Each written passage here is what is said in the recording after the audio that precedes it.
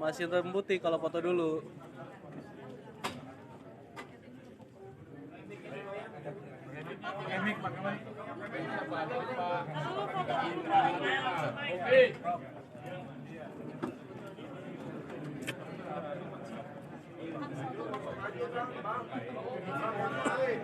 Bang Hotman, izin Bang. Mas Pak Hotman, izin Pak. Izin Pak. Nggak kelihatan. Nah.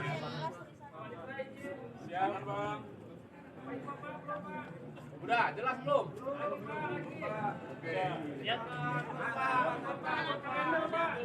Pak, bawah Pak. Pak Yusril, bawah Pak. Agak lain kan? Agak lain. Oke. Dah. Oke. Terima kasih Pak Panitra. Alamat desa. Bung Reading. Desa. Tak. Oke. Pakai mic. Prof. Gimana Prof? Terkait Bikin pembatasnya. Oke. Ya. Nah. Baik, rekan dan kawan semuanya, terima kasih banyak hadir di gedung MK dan terima kasih atas kesabarannya menunggu proses pendaftaran dan sudah selesai. Kami yang hadir ini semuanya adalah tim pembela Prabowo Gibran.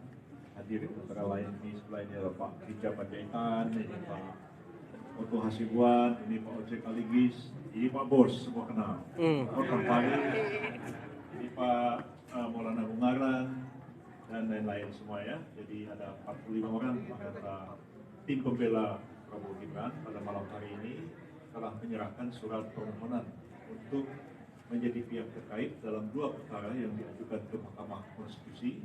Pertama adalah perkara yang diajukan oleh Pak Anies Baswedan dan Pak Mohaimin Iskandar, dan yang kedua adalah perkara yang diajukan oleh Pak Ganjar Pranowo dan Pak Mahfud MD. Oleh karena ada dua pemohon, maka kami mohon untuk menjadi pihak terkait pada kedua perkara tersebut, dan seluruh kelengkapan yang diminta oleh Mahkamah Konstitusi telah kami serahkan malam ini. Antara lain surat kuasa sudah lengkap semuanya, berita acara sumpah, kartu tanda anggota advokat, semuanya lengkap, tidak ada satupun yang kurang. Juga surat kuasa sudah ditandatangani oleh Pak Prabowo Subianto dan Pak Gibran Raka Buming Raka dan sudah sah, dan juga sudah ditandatangani oleh seluruh penerima kuasa dan sudah diserahkan ke Mahkamah Konstitusi malam hari ini. Kemudian surat permohonan sudah diserahkan juga masing-masing satu-satu untuk satu permohonan, dan sudah dinyatakan lengkap seluruhnya oleh Panitera Mahkamah Konstitusi dan sudah dicatat dalam pendaftaran. Dan tentu kami akan menunggu sidang Majelis Hakim Mahkamah Konstitusi itu memutuskan apakah permohonan kami diterima atau tidak diterima sebagai pihak terkait dalam kedua perkara yang sudah didaftarkan ke Mahkamah Konstitusi ini. Dan selanjutnya kami akan mempersiapkan jawaban atas permohonan yang diajukan oleh kedua pemohon, dan itu sudah harus diserahkan ke Mahkamah Konstitusi pada tanggal 27 Maret yang akan datang, dan pada tanggal 28 sesuai dengan jadwal yang disusun dalam peraturan Mahkamah Konstitusi nomor 1 tahun 2024, kami diberikan kesempatan untuk menjawab ya, atau membacakan jawaban terhadap permohonan yang diajukan oleh kedua pemohon pada tanggal 28 Maret yang akan datang. Jadi kami harus kerja maraton, kerja dan sudah bekerja sejak kemarin, dan insya Allah ya, solid tim ini, dan satu suara ya, di depan-depan ini orang besar-besar semua ini. Ada Pak Oto, ada Pak Oci, apalagi yang di sebelah kanan saya ini bos besar.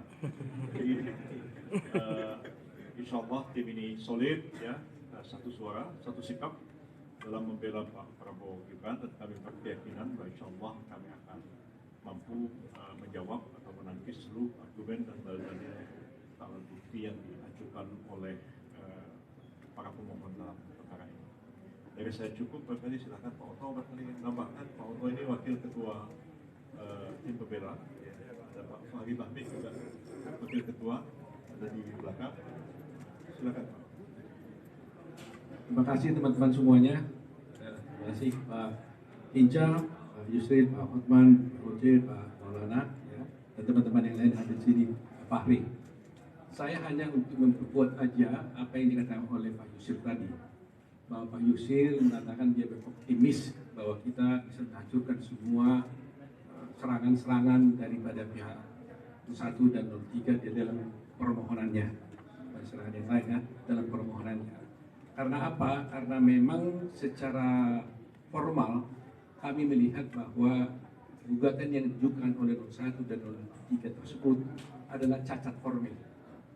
Cacat formil, cacat prosedural, sehingga karena tidak memenuhi secara formil maka kami melihat bahwa berpotensi besar bahwa permohonan itu tidak akan dapat diterima.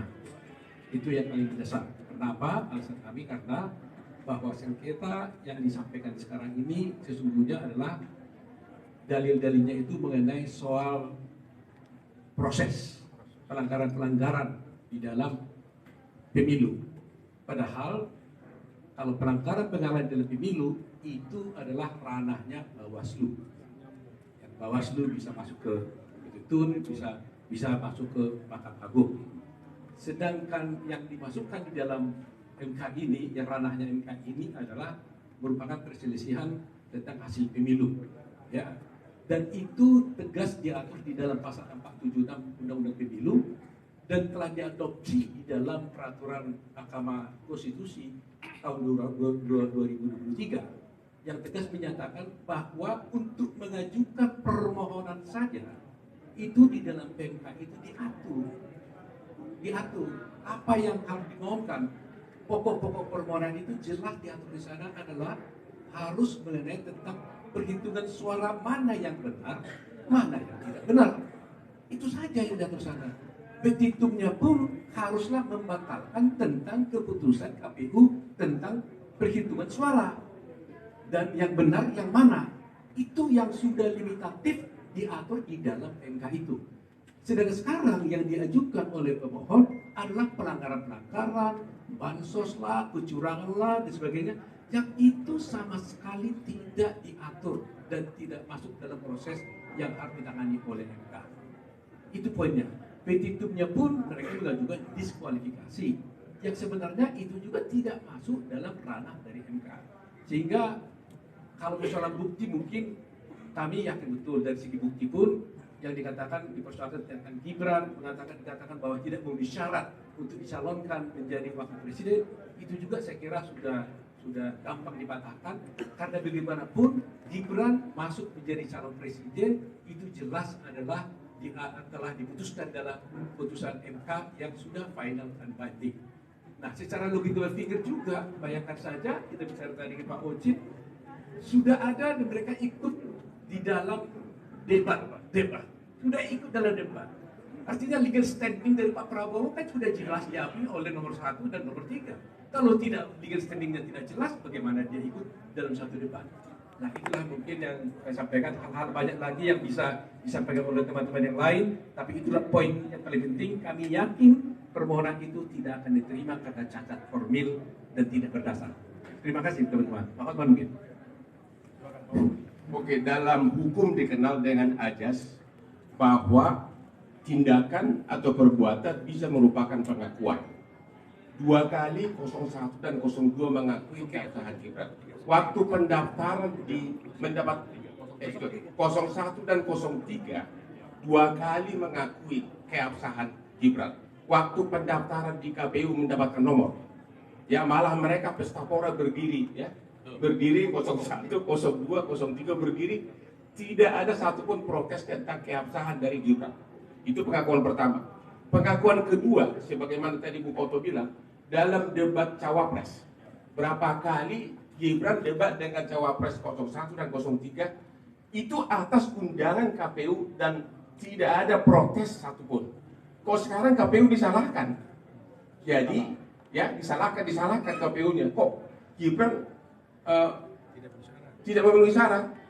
Jadi menurut kami sih rada cengeng, itu aja dari jawabannya.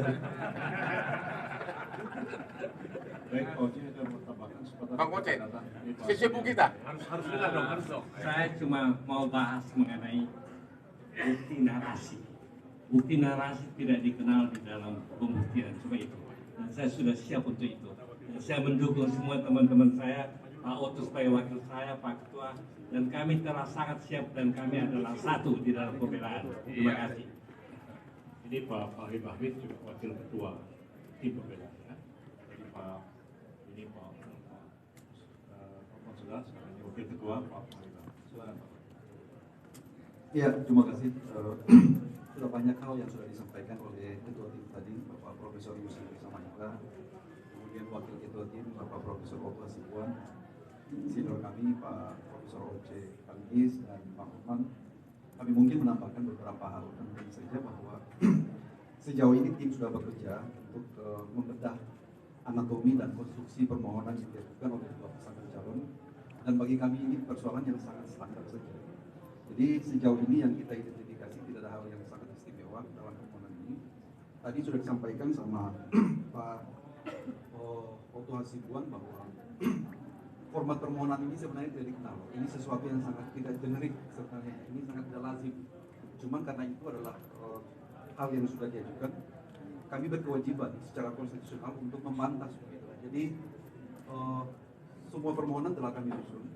Pada saatnya nanti sekitar hari Kamis, kalau nanti dalam pemeriksaan pokok persidangan, kami akan mengajukan jawaban secara tertulis, yang akan kami sampaikan secara komprehensif tentunya. Jadi banyak hal sebenarnya yang telah kita identifikasi yang tidak perlu kita sampaikan secara terbuka. Mungkin nantinya pada saat persidangan kita akan menyampaikan secara lebih jelas ya. Jadi sebagai kesimpulan bahwa kita hargai saja apa yang mereka ajukan hari ini sebagai bagian dari hak konstitusional mereka, walaupun dalam konteks tertentu kita pandang sebagai sesuatu yang tidak lazim dalam mekanisme hukum acara dan pembuktian di Mahkamah Konstitusi. Mungkin seperti itu yang dapat saya tambahkan dari apa yang telah disampaikan oleh Profesor Yusuf. Terima kasih. Akhir ini wakil ketua Pak Maulana Abdullah. Silakan. Ya, prinsipnya kami para pembela untuk pasangan calon Prabowo Gibran sudah siap semua, baik menyiapkan jawaban maupun seluruh alat-alat bukti untuk membantah dalil-dalil paslon dari 01 dan 03. Ya, prinsipnya kami oke gas, dah gitu aja.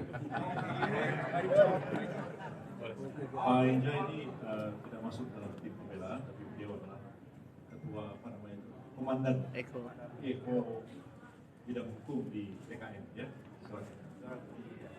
Terima kasih Bro. Agak lain ini. Saya Hinca Panjaitan, Komandan Tim Eko Hukum dan Advokasi yang bertanggung jawab terhadap TKN Prabowo Gibran. Paslon 02 telah memberi kuasa secara penuh kepada 45 advokat-advokat ternama dan siap untuk menuntaskan pekerjaan ini. Tahapan paling akhir dari semua tahapan pemilu yang kami ikuti di TKN Prabowo Gibran adalah ini. Oleh karena itu, jikalau ini selesai tuntas, maka selesailah tugas-tugas TKN Prabowo Gibran. Tentu, Komandan Hukum dan Advokasi ini yang paling akhir mengawal ini. Saya dan bersama teman-teman para wakil komandan akan mendampingi tim kuasa hukum ini sampai tuntas menjalankan tugas-tugasnya yang telah diberikan pemberi kuasa, Presiden Prabowo Gibran sebagai wakil presiden. Terima kasih teman-teman, terpilih. Terima kasih teman-teman. Ada yang mau bertanya? Silakan.